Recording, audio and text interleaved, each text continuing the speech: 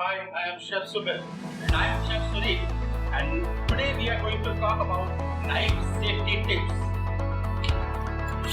Point number one, you have to always use a sharp knife because a blunt knife will use more force which may cause injuries.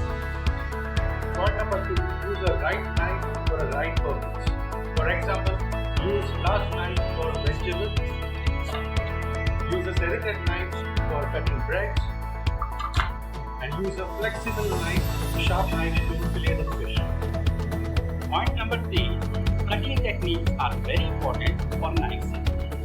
Always use a damp duster under the chopping board for stability. Always hold your vegetable with the fingers pointing inward and the blade should be always pointing out. After use, sanitize your knife and store it properly. Never try to catch a falling hammer. So, the right way to carry your knife is like this.